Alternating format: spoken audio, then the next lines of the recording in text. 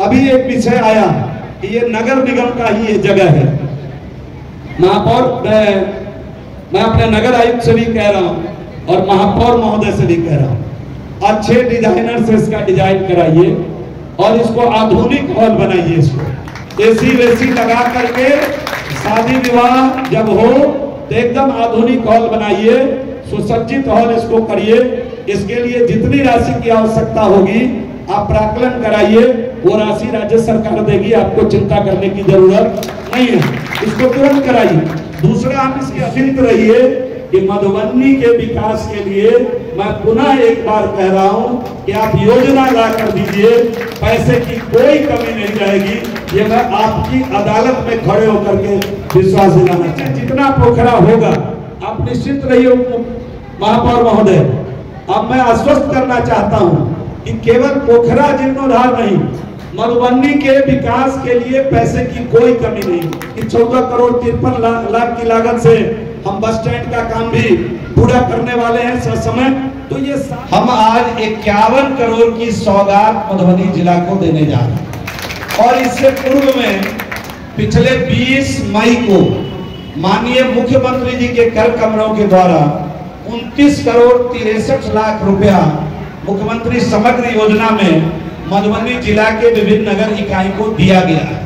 और इतना ही नहीं, आपको जानकर अच्छा लगेगा कि हम जब पहले कभी मधुबनी आते थे, छात्र जीवन में कई बार मधुबनी आने का अवसर मिला है। शशि जी बैठे हुए हैं, संजय जी बैठे हुए हैं, रिश्तेदारी निभाने भी कभी आना पड़ा है अगर मधुबनी। तो जब पढ़ते थे तो बस से आना पड़ा। और जो बस स्टैंड की हालत बादल जी उस समय से मैं देख रहा हूं मधुबनी का, आज भी उसी तरीके से कितना नगर निगम बना, कितने लोग आए, कितने लोग गए, उसमें कोई बदलाव नहीं हुआ। अभी हमने, जब आपने हमको प्रभार दिया, माननीय मुख्यमंत्री जी ने, हमारे नेता प्रधानमंत्री जी ने जब आशीर्वाद दिया, प्रभार दिया यहाँ हमारे नेता ने, तो मधुबनी के लिए बस स्टैंड के लिए 14 करोड़ 53 लाख रुपया राज्य योजना से, नागरिक सुविधा से हमने स्वीकृत किया है कि मधुबनी को, बस स्टैंड को थोड़ा आधुनिक बना करके उसको अच्छे स्वरूप में, अच्छे लुक में लाया जाए। इस प्रकार की चिंता हम लोगों ने की है।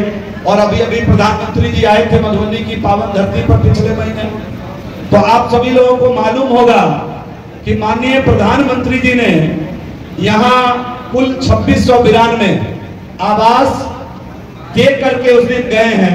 और हम आपको विश्वास दिलाते हैं, बराबर मेयर, डिप्टी मेयर, पार्षद, उप पार्षद का शिकायत रहता है कि हमारे आवास पूरा नहीं हुआ, कुछ लोगों का रह गया, कुछ लोगों का घट गया। मैं विश्वास दिलाता हूं कि जितनी सूची बनाकर लाएंगे जेनून आदमी का, सबको सरकार आवास देगी, उसमें कोई किंतु परंतु नहीं होगा, फेज वाइज देंगे। आप घबराइए मत।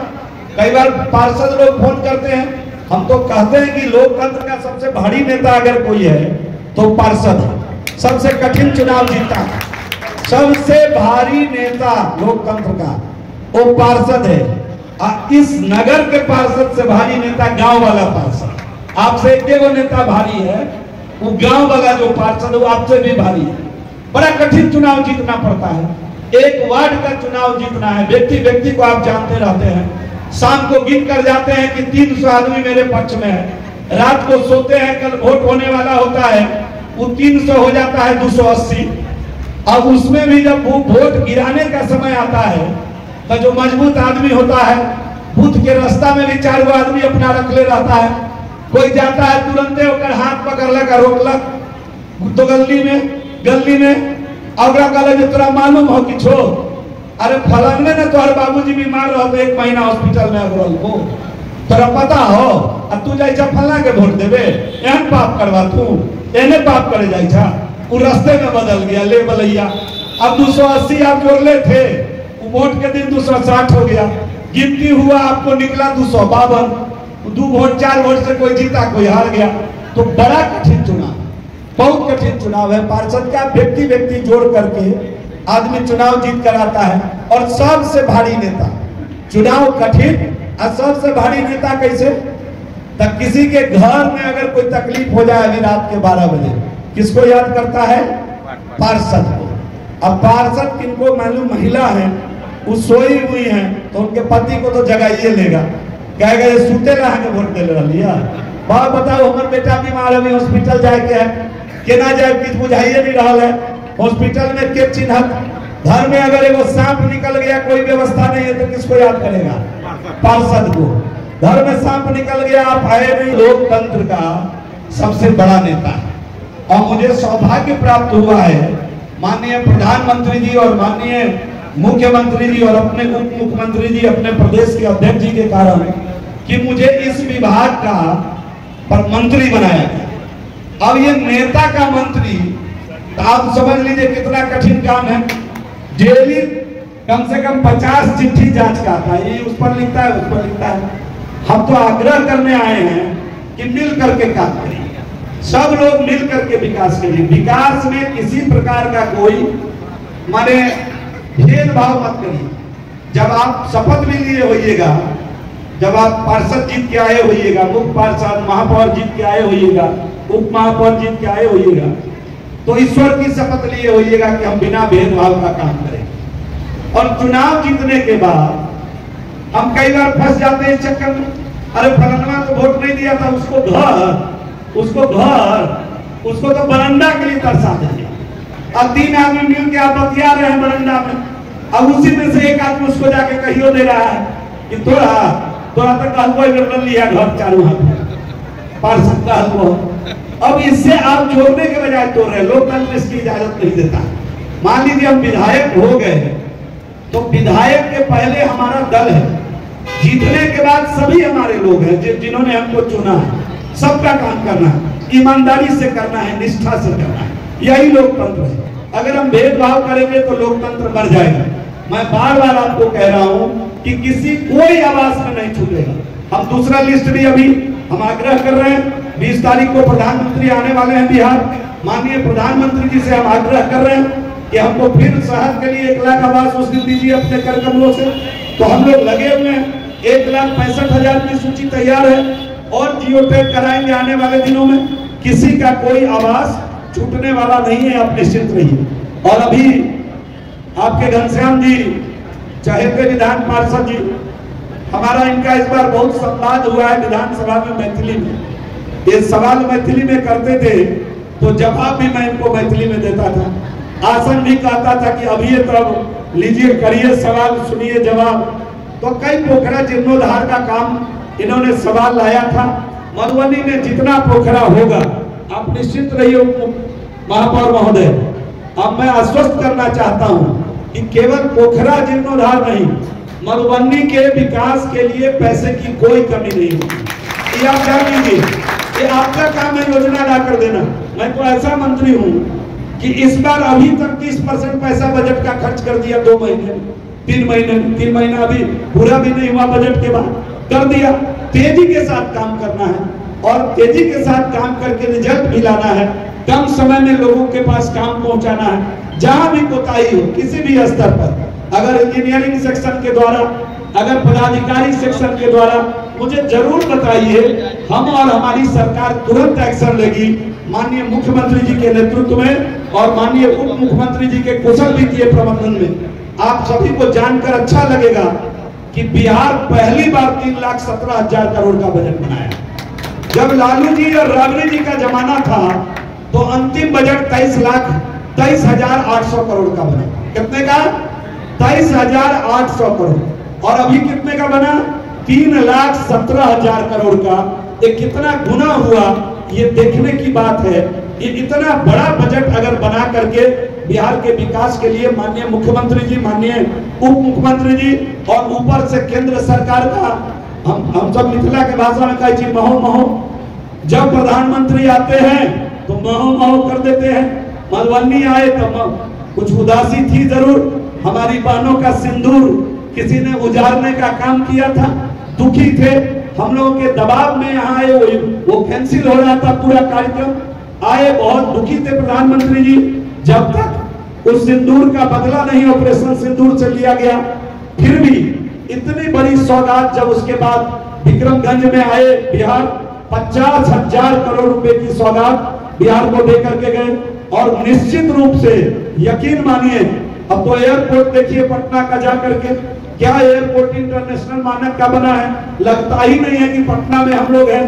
इस प्रकार की व्यवस्था माननीय प्रधानमंत्री जी ने बिहार के लिए अगर किया है, माननीय मुख्यमंत्री जी ने अगर किया है, तो आप निश्चिंत रहिए कि मधुबनी के विकास के लिए मैं पुनः एक बार कह रहा हूं कि आप योजना ला कर दीजिए, पैसे की कोई कमी नहीं रहेगी। ये मैं आपकी अदालत में खड़े होकर के विश्वास दिलाना चाहता हूं। और अभी आप कह रहे थे, आपको मालूम नहीं होगा कि बुडको की गति जब से मैं आया हूं, दिन दुगुना रात चौगुना हो गई।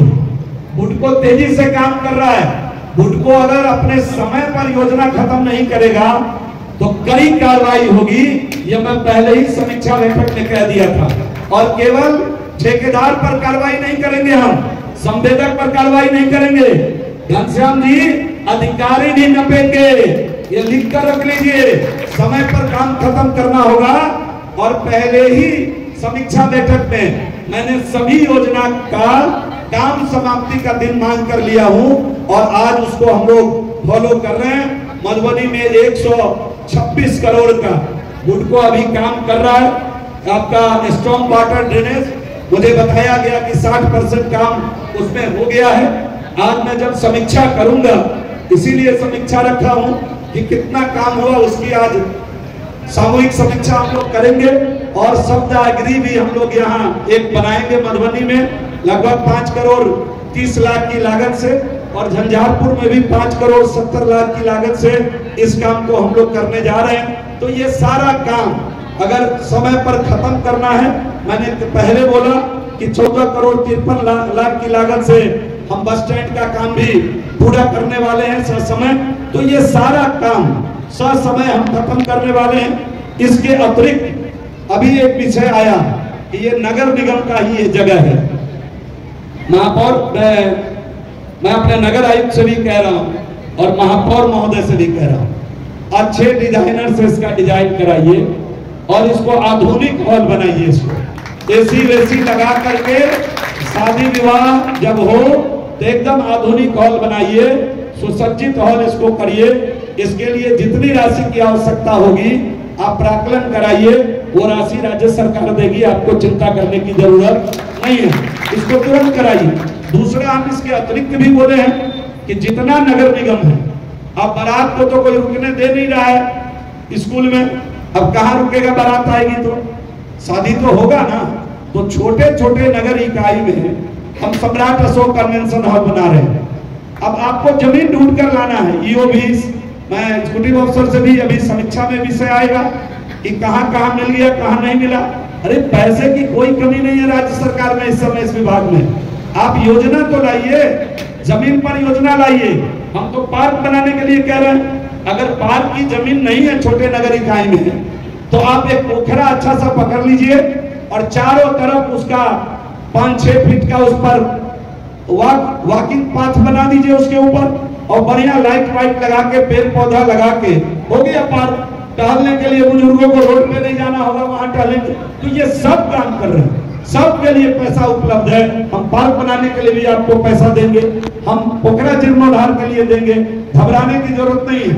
और नए जो नगर इकाई हैं, अभी हम लोगों ने चलाया आपका शहर आपकी बात, इसलिए चलाया आपका शहर आपकी बात कि हमारे पास जन नागरिक को क्या क्या और सुविधा चाहिए वो निकल करके मेरे पास आवे, ताकि उसके आधार पर हम नागरिक सुविधा बहाल कर सके।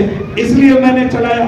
और जितना नगर इकाई नया है, जिसकी अपनी आमदनी नहीं है, मैं आपको विश्वास दिलाता हूं कि आप अपनी योजना तैयार करके, जो महत्वपूर्ण योजना है उस यूएलबी का, उसको तैयार करके हमको राज्य योजना में दे दीजिए। हम वहां से नागरिक सुविधा बहाल करने का प्रयास करेंगे, आपको घबराना नहीं है। ये सब काम हम लोगों को करते करना है। और अगर प्रॉपर जगह है पार्क का तो हम अलग से पार्क बना देंगे, नहीं है तो मैंने कहा कि पोखरा को हम लोग जीर्णोद्धार करके उसके ऊपर वॉकिंग पाथ बना करके ढंग से बहुत स्मार्टली उसको सुंदर तरीके से बना करके नगरवासी को समर्पित करेंगे। तो ये सब काम। और अभी मुझे और एक शिकायत मिला कि मधुबनी का आपका पूरा रोड उखड़ा पुखड़ा, भाई इस तरह की शिकायत आई। यहाँ पता चला माननीय विधायक जी भी बहुत इंटरेस्ट नहीं ले रहे हैं उन सड़कों को बनने में। तो मैं एक बात कहना चाहता हूँ कि जितना नगर निगम का रोड है आप उसकी सूची बनाइए और उसका प्राक्कलन तैयार करिए। हम राज्य योजना से उसको रिस्टोर करेंगे, चिंता करने की बात नहीं है। जहाँ दिमाग नहीं है जो नगर निगम कर सकता है कर ले अपनी योजना से। जहाँ कोई पथ निर्माण का है पथ निर्माण को भेजिए, और जो दोनों में से किसी का नहीं है उसका प्राक्कलन तैयार करके हमको भेजिए, हम सब रोड रिस्टोर करेंगे और चुनाव में जाने के पहले करेंगे। आप चिंता मत करिए, आप जल्दी योजना दीजिए, आप स्पीड बढ़ाइए अपना। सरकार स्पीड में है, सरकार फुल स्पीड में है, आप अपना स्पीड न बढ़ाइए। योजना ला करके दीजिए कि हम काम कर सके, हमको काम न दीजिए महाराज। कमुआ देवे नहीं करिएगा, कहिएगा ये नहीं हुआ वो नहीं हुआ। काम ला करके दीजिए, एक एक काम का निष्पादन सरकार ससमय करेगी, इस बात को मैं आश्वस्त करता हूं। और इन्हीं चंद शब्दों के साथ एक बार पुनः इस सभागार में बैठे हुए सभी स्वजन प्रियजन भग्नीगण सभी का पुनः एक बार अभिनंदन वंदन करते हुए मैं अपनी वाणी